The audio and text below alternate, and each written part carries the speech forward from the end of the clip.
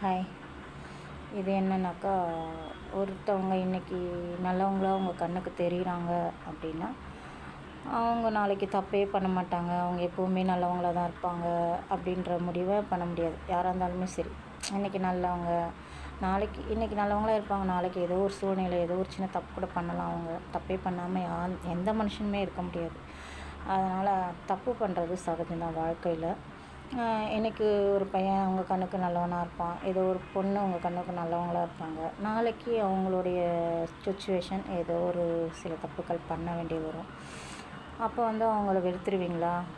இல்லை, அவன் நேரம் இந்த மாதிரி ஒரு தப்பு பண்ணிட்டான் அப்படின்னு சொல்லிடுவீங்களா? இவ்வளோ நாள் நல்லவனாக இருந்தான், அவன் தப்பு பண்ணிட்டான் அப்படின்ட்டு ஏற்றுப்பீங்க. அதே மாதிரி இன்றைக்கி ஏதோ ஒரு பொண்ணோ ஒரு பையனோ ஏதோ ஒரு மனுஷங்க யாராக இருந்தாலும் சரி, தப்பு பண்ணுறது சகஜம்தான் வாழ்க்கையில். தப்பு பண்ணாமல் மனுஷங்க யாருமே இருக்க மாட்டாங்க.